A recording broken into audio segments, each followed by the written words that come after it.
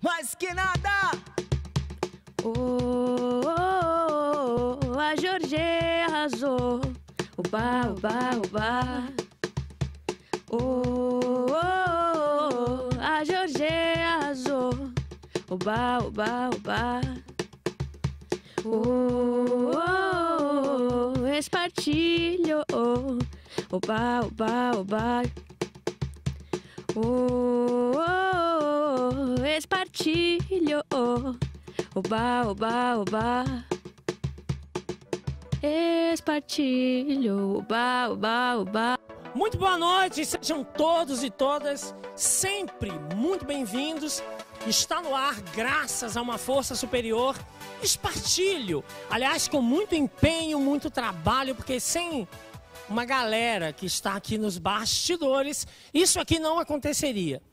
Hoje o programa vai falar sobre um tema bem interessante, curioso até, que chama assim, filantropia em extinção, exploração ou um ato de amor. Eu adoro começar o programa dando dados, que é para ilustrar o nosso papo, e na sequência eu apresento os nossos convidados de hoje. Segundo o Instituto de Pesquisa Econômica Aplicada, o IPEA, o Brasil fechou o ano de 2017 com 820 ONGs, um crescimento bem considerável. Das 820, 709, cerca de 86%, são associações civis sem fins lucrativos. 99 mil, perto de 12% desse total, são organizações religiosas e 12 mil, 2%, são fundações privadas. A presença regional das organizações segue a distribuição da população do país. A região sudeste, a nossa, pega 40% dessas organizações. Depois vem o Nordeste com 25%, 19% o Sul, o Centro-Oeste com 8% e a região Norte também com 8%. De lá para cá, eu apresento a vocês, ali no meu extremo esquerdo, Beto Silva, que é gestor da Casa Florescer, que fica aqui em São Paulo. Ele vai se apresentar e vai explicar exatamente como funciona a Casa Florescer. É uma casa fundada desde 2016, que acolhe transexuais e travestis em situações de risco. Do lado dele, Cido Cândido, que está há muito tempo, vamos esquecer os anos, há muito tempo na Associação Comunitária Monte Azul, que fica na zona sul de São Paulo, na Vila das Belezas, tem um projeto excepcional. A Uti ainda é presidente? A Uti Kremer, uma figuraça que eu tive o privilégio, a honra de trabalhar, de conhecer, está lá ainda mantendo. E aqui do meu lado, uma figuraça que vocês vão perceber qual o tamanho do talento desse rapaz, Robson Melancia, com muita força, mantém os pés no chão e se joga na filantropia de uma forma apaixonante. Mantém um trabalho em parceria com uma fotógrafa, onde eles conseguem levar alegria e felicidade para jovens com síndrome de Down. E ele, particularmente, vai em comunidades, em favelas, em bairros que necessitam de um colorido diferente, de um aspecto diferente, e transforma a vida dessas pessoas dando colorido. Ali, me acompanhando como nunca, tem uma galera linda que fez um xalalalá como ninguém. Meu povo, fiquem à vontade para participar, para perguntar. O que vocês quiserem saber, é só perguntar. Boa noite, Beto Silva. Boa noite, Jorge. Boa noite a todos aqui. Fala para mim, o que é a Casa Florescer? Se eu errei ou acertei, 2016? Sim, a Casa Florescer é um centro de acolhida especial para travestis e mulheres transexuais. Eu sempre ressalto a questão da travesti sendo uma identidade política que muitas vezes é desconhecida, né? Hoje todo mundo fala, eu sou mulher transexual. Uma coisa que, de certa forma, ninguém quer, desconhece essa outra identidade. A casa inaugurou dia 1º de março de 2016. É algo um pouco recente, mas que se fez necessário em função de muitas rupturas que essa população sofre na rede como um todo. É da organização CROP, uma ONG que já atua há bastante tempo na região da Zona Norte, junto com o poder público. Mas é engraçado que, quando trata da população T, os preconceitos eles são muito diversos. Então, todas as parcerias elas são muito delicadas, porque eu, como as meninas, sou um colecionador de nãos. É muito não, tudo é não. E aí eu vou batendo nas portas, porque independente do repasse feito pelo poder público, é uma verba que se torna um pouco pequena diante do contexto que envolve a vida dessas pessoas. Porque eu acho que o projeto como um todo, ele tem várias etapas, né? Eu sempre falo que os pilares são um pouco a questão da saúde, que eu acho que é essencial, porque geralmente essa menina, quando chega no espaço, ela vem bem debilitada, psicofísico e emocionalmente. A questão da importância da educação na sua vida para conseguir, de repente, um trabalho, uma melhor condição de vida, uma capacitação profissional e aí vem o trabalho como consequência. Tira um pouco a relação da habitação, que eu acho que é algo um pouco distante. Mas, em contrapartida, um dado que eu acho bastante relevante é você conseguir perceber o sonho de volta, o resgate do sonho, que é algo que, na pista, você é o instrumento do desejo sexual, do outro, que te modela da forma que ele quer. O seu corpo é condicionado pelo outro, porque você é um objeto de prazer. Então, você faz aquilo que o cliente lhe condiciona a fazer. A maioria das meninas, com certeza, vieram literalmente da rua.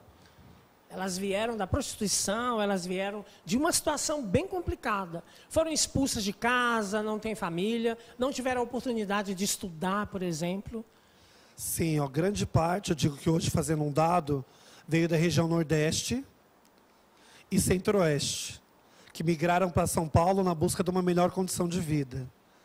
E aqui, consequentemente, você não consegue trabalho. Porque quando você assume a sua transição, é muito difícil você ser inserido, é um dos grandes problemas. Porque daí você fica condicionado a um outro universo. E aí você vai para a prostituição. Prostituição, consequentemente, leva à drogadição. E aí a drogadição é um outro problema maior. Porque você lida com outro limite, que é o limite da rua. A rua traz uma outra regra. Então, de repente, grande parte, que eu digo, não concluiu nem o ensino fundamental. Porque não soube lidar com essa transição dentro da escola. E é um modelo de repensar um pouco essa questão da educação. E daí também tem uma outra coisa que é assim, não é... A maioria das vezes é a escola que não soube lidar com aquela transição.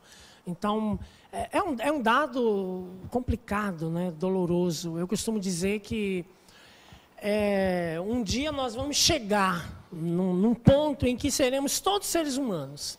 Vamos deixar de ter esse monte de rótulos e vamos ser apenas seres humanos.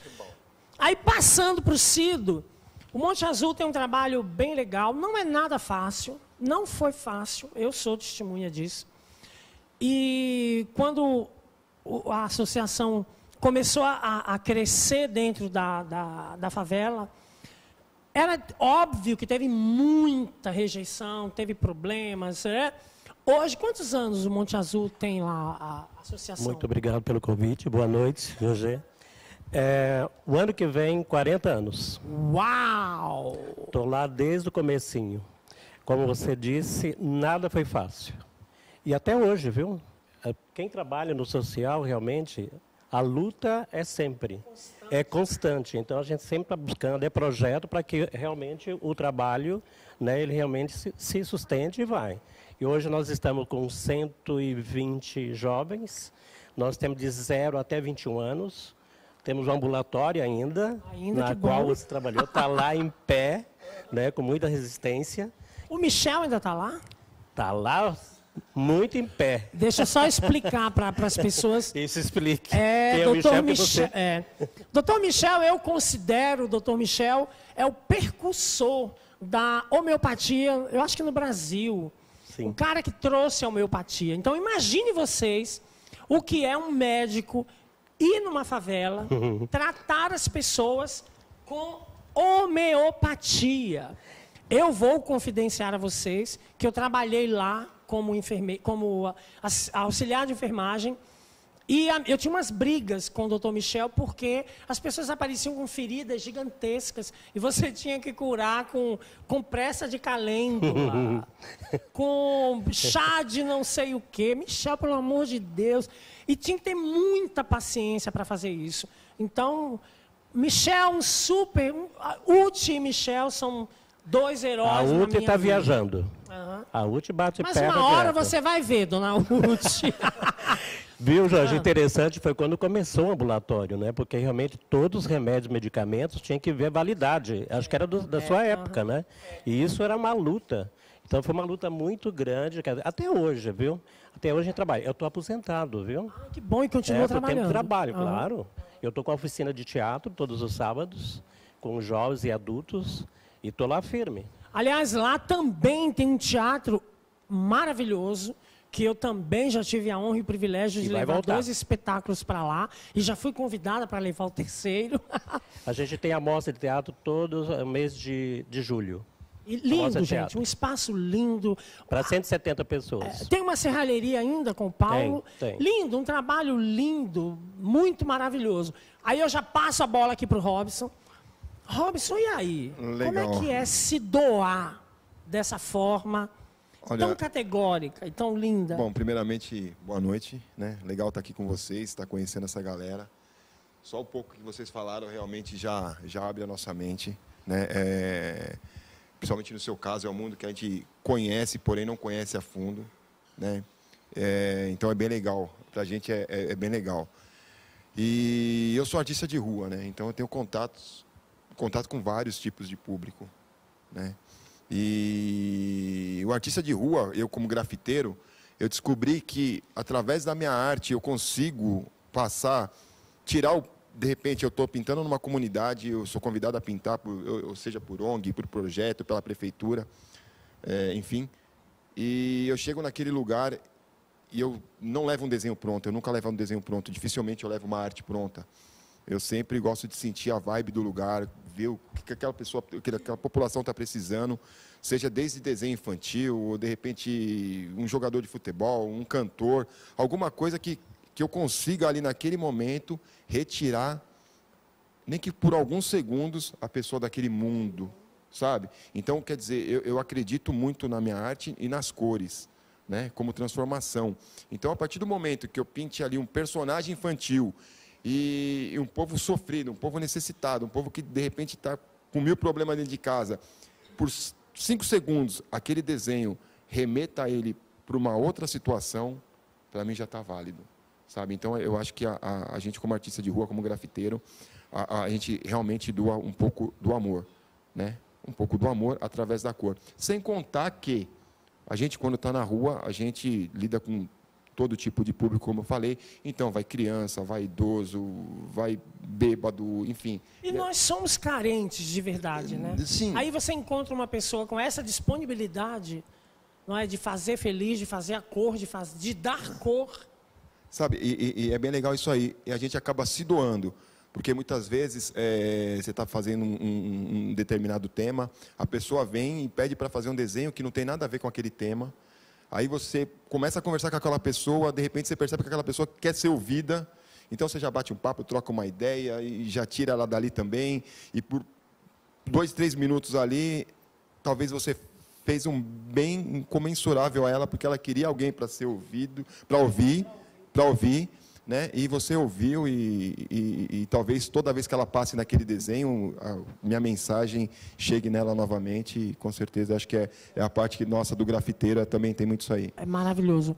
Beto, devolvendo aqui para você uma particularidade, uma curiosidade.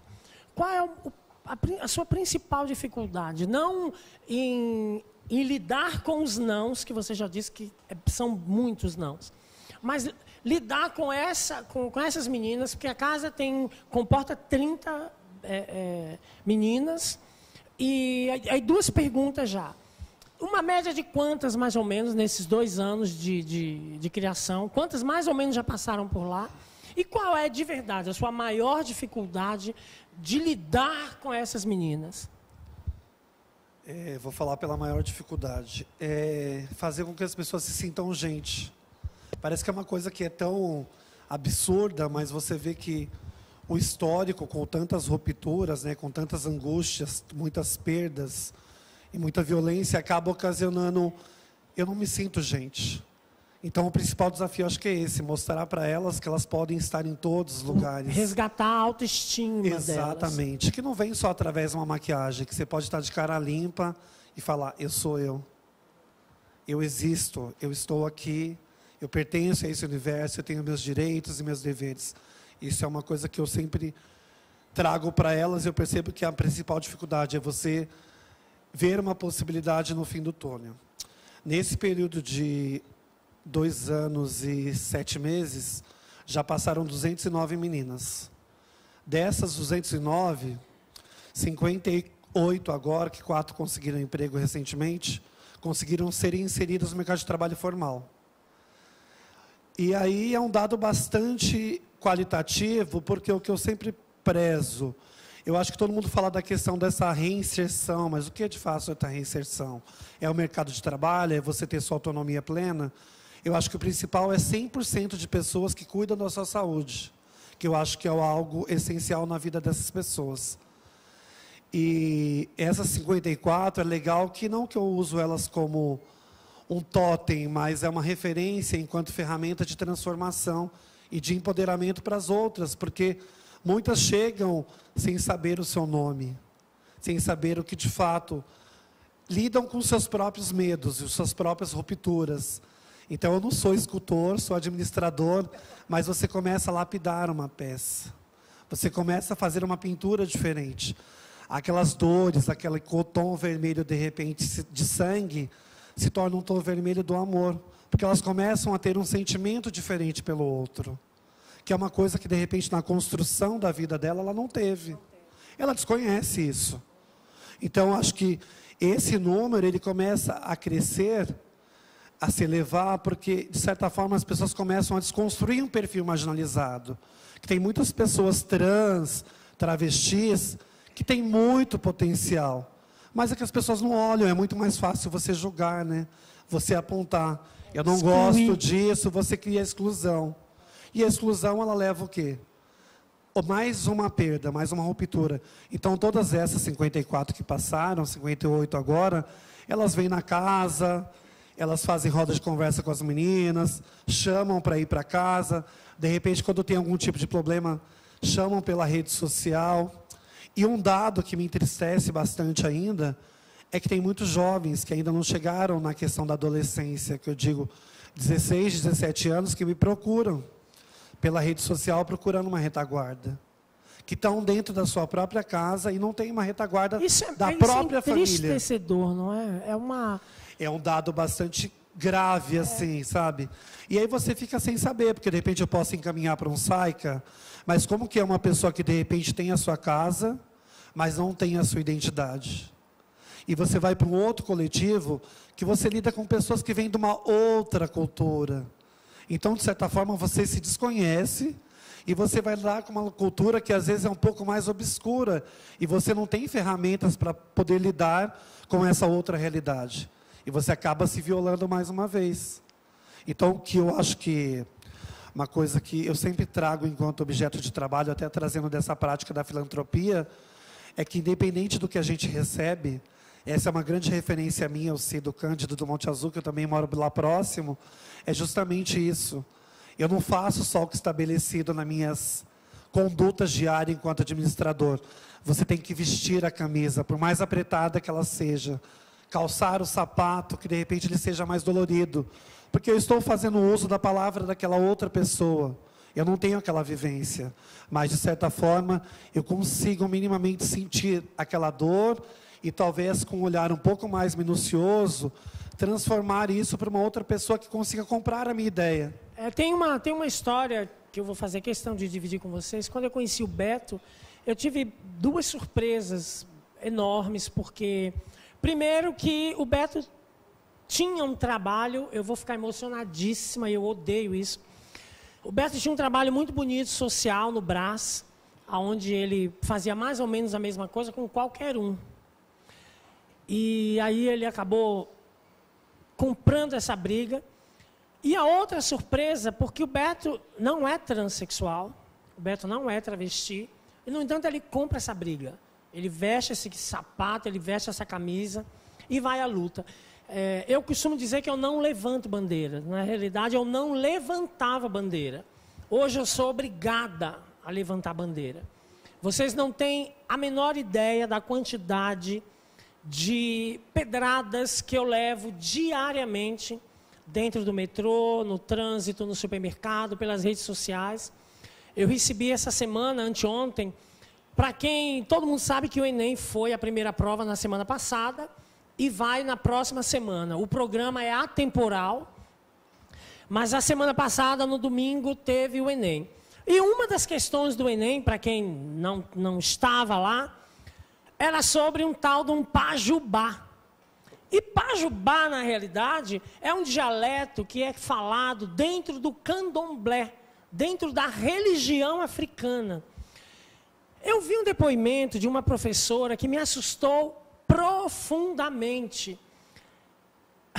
Vindo de uma professora, Fernando Baleira, dói muito mais, porque a mulher foi preparada para ser professora.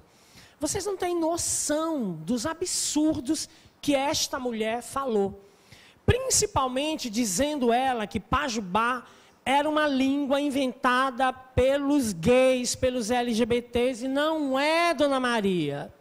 Pajubá é africano, é uma língua falada dentro do candomblé.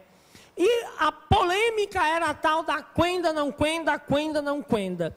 E são duas palavras distintas dentro desse dialeto africano, porque quenda é uma coisa e a quenda é outra coisa.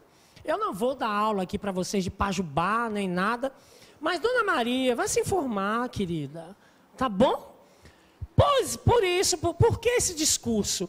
Porque se nós tivéssemos mais pessoas, como Robson, como Beto, como Cido, como tanta gente, a minha equipe aqui, eu preciso confidenciar isso, são todos estudantes, a maioria dos técnicos de som, o Júlio, por exemplo, é pós-graduado, tem não sei quantos anos de jornalismo, mas estão dispostos a trabalhar. Vocês não têm noção da dificuldade que nós temos de pôr esse programa no ar. Esse programa vem para o ar porque, primeiro, eu quero e, segundo, que eles me ajudam. Então, se o mundo tivesse uma porcentagem dessas pessoas que se dizem filantrópicas de verdade, sem olhar para apenas o seu umbigo, a coisa, eu tenho certeza que seria bem diferente. Robson, aí eu queria que você, com esse olhão lindo, verde, me dissesse uma coisa que te tocou assim profundamente, que você chegou em casa, colocou a cabeça no travesseiro e não conseguiu nem comentar com a esposa. Uma coisa que te tocou na alma. Vão pensando, porque aí eu vou passar a bola para vocês. Na verdade, são várias, porque, como eu disse, a gente pinta muito em comunidade, né? Mas eu fui pintar numa comunidade na Zona Leste, e uma coisa que me chamou a atenção é que a viela era tão estreita, que não tinha como passar uma pessoa, tem que passar de lado. E quando a gente é convidado, a gente não sabe onde a gente vai pintar. O cara convida, ele já demarca as paredes, enfim. E aí não tinha como passar uma pessoa assim, sabe? E aí eu cheguei e senti uma pressão muito grande no lugar, assim, porque eu falei, porra, como que a pessoa vive num lugar desse? Como que a pessoa vive num lugar desse aí e tal? E aquilo, eu pintei já meio cabreiro com aquilo ali, mas não pintei naquela viela, eu pintei bem na entrada dela. E passado um tempo, veio uma senhorinha, né? Aí ela falou, ô moço, vem cá, faz favor. Aí eu falei, pois não. Ela falou, viu, passei um café para você ali. Aí eu falei, meu Deus do céu, mas café caiu do céu, vamos lá tomar esse café. Cara, na hora que eu entrei na casa daquela senhora, não tinha praticamente nada. Não tinha móvel, não tinha praticamente nada. E aí eu fiquei imaginando assim, pô, mas como que vive, né? Tinha uma cama ali, um fogão, a pia lá e tal. E aí eu fui conversar com ela e ela começou a me falar do filho dela. Começou a falar do filho dela, tal, não sei o quê, bababá, bababá.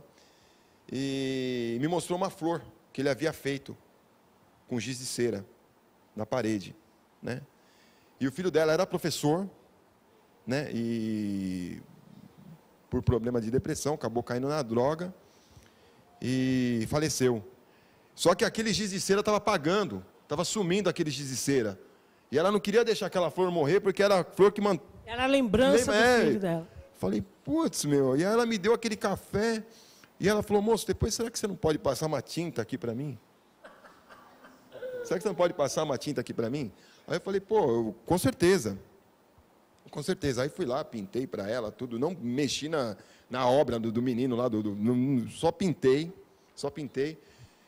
E aquilo me marcou bastante. Bom, passado um tempo, eu estava, eu não lembro onde também, aí me veio uma outra senhora, com uma história idêntica, assim, sabe? Mesma coisa. Coincidentemente, era uma flor que o cara pintou no quintal da casa dele, que ele pintou com tinta guache, a flor estava sumindo. E essa é uma coisa que eu perguntei para a minha senhora, você não é irmã de uma senhora que mora na Zona Leste, não? Não é a mesma pessoa que pintou a flor, não? Mas olha que coincidência, então são coisas que marcam, né? Pô, podia ser qualquer outro desenho que o cara tivesse feito na parede. Não.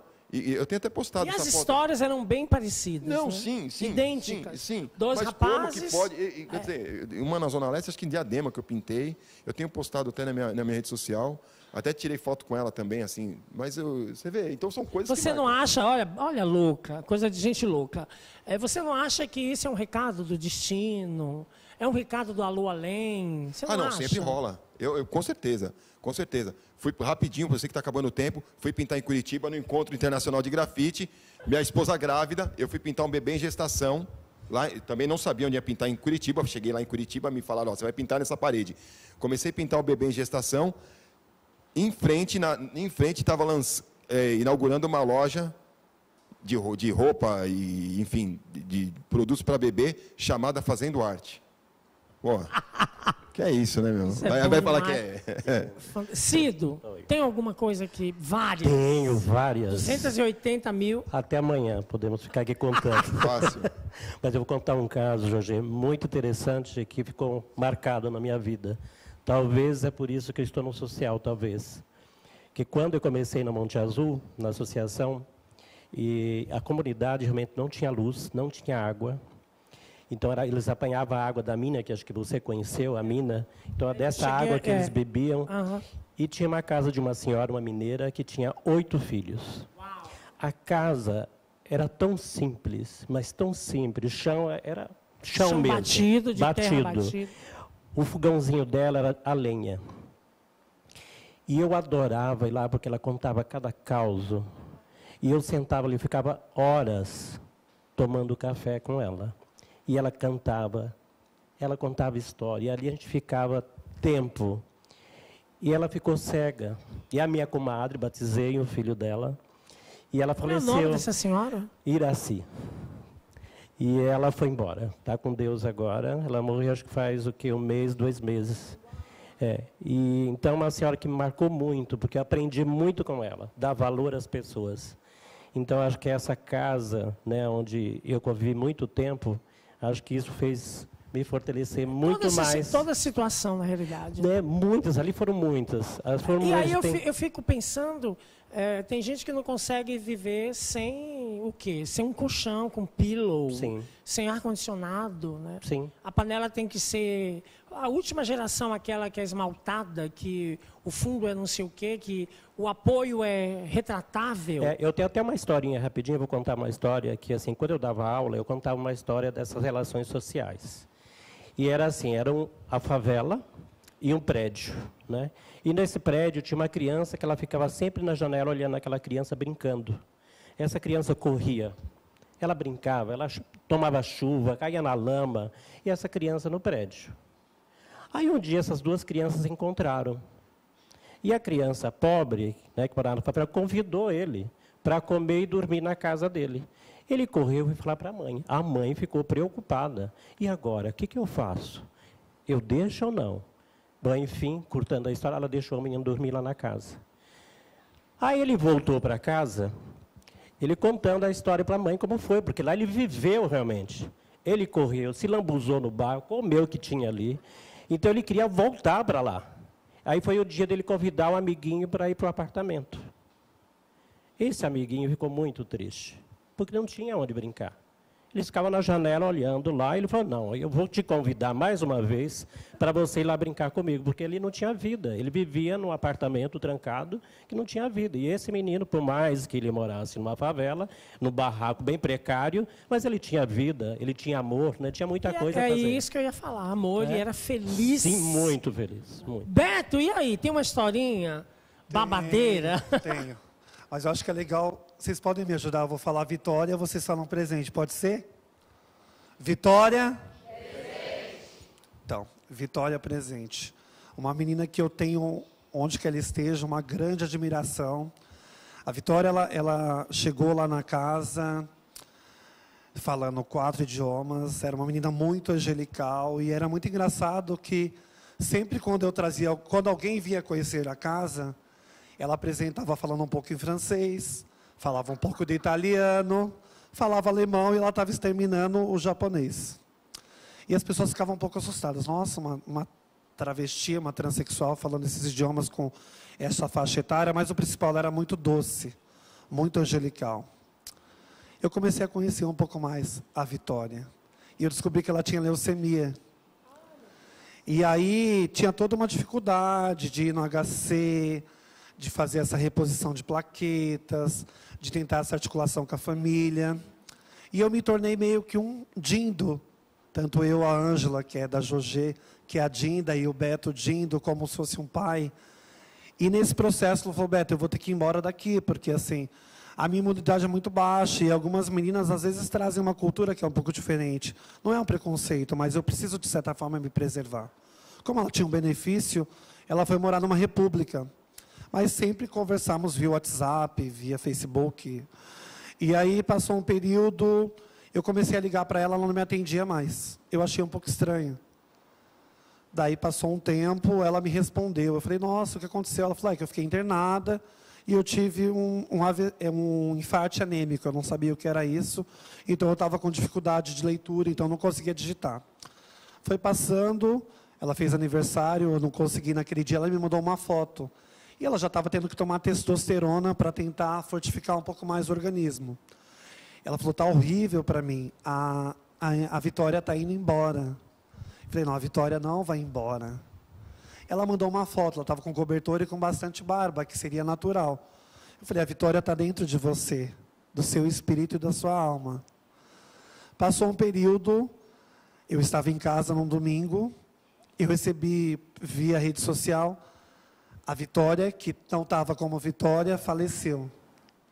Liguei automaticamente para a Ângela, tentamos negociar com a família, mas ela foi enterrada como o nome civil dela. Por isso que eu reforço, porque foi uma menina que tinha uma energia muito forte, que me deu todo o carinho no momento que ela esteve comigo, mostrando que, independente dela ser trans, era um ser humano iluminado, que lutou para viver, que tinha muito conhecimento. E não foi um conhecimento de vir de uma bagagem de uma família com poder aquisitivo alto, de ler muitos livros. Então ela trazia um tom diferente, doce, sutil, angelical e ao mesmo tempo muito profundo. Então ficou uma marca muito forte na minha história dentro da casa. Até como você falou, colocou muito bem, muitas vezes, independente da minha orientação sexual, de ser X, Y, Z, eu acho que assim, eu estou com um grupo, e esse grupo tem que estar comigo. Então, muitas meninas que você conhece muito bem, Dória, Aline, Maitê, Ave, que esteve aqui. Aliás, um beijo para todas, a Dinda está mandando um beijo. A gente se joga, porque eu falo, a gente tem que somar você, que já esteve lá algumas vezes conosco. E eu digo, acho que quando a gente soma essas forças, igual tem muitas pessoas, e eles que também estão aí na plateia, a gente consegue mudar um pouquinho o mundo, né? Eu acho que quando a gente se une, a gente consegue dar um colorido talvez diferente. Fala muito no arco-íris, mas esse arco-íris ele está um pouco nublado, né? Então, se a gente somar força, a gente vai chegar naquele quadro ali um pouco mais colorido. Alguém quer perguntar alguma coisa? Falar alguma coisa? Alguém está chorando? Precisa de um lencinho? Gente, pare de chorar. Olha só, é uma forma, inclusive, de nós plantarmos essa sementinha de fazer o bem sem olhar a quem, aqui roubando essa frase, que eu não faço a menor ideia de quem seja. No próximo programa, Fabiano Ramos dá aqui uma chamadona aqui na obra-prima do Melancia. No próximo programa, vocês vão entender tudo o que é isso aqui. Foi feito ao vivo e a cores. Eu quero muito, muito, muito, muito agradecer a todos vocês. A vocês, Robson Melancia, Cido Cândido, obrigado. Beto Silva, saibam que podem contar comigo para qualquer coisa. Aproveitando aqui o finalzinho para dizer a vocês que estamos no Novembro Azul. Portanto, homens, vão a seus médicos e façam um exame de toque, porque somente ele vai realmente constatar se você tem ou não um problema. Se você tem qualquer histórico na sua família de câncer do pai, do avô, se você tem uma descendência negra, corra, neném, porque você está muito mais propício a ter o câncer de...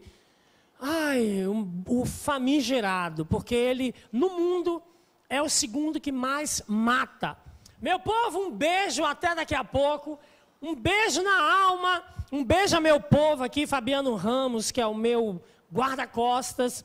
Hoje eu tenho uma câmera.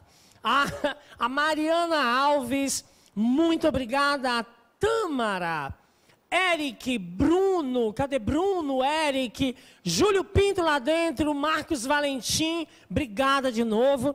Cadê a filhinha? Levanta a mãozinha e dá um tchauzinho aqui. Mostra lá, Fabiana, aquela delícia. Como é que é o nome? Que a tia já ficou louca, já esqueceu. Giovana, crianças, um beijo na alma. Fui, obrigada de novo.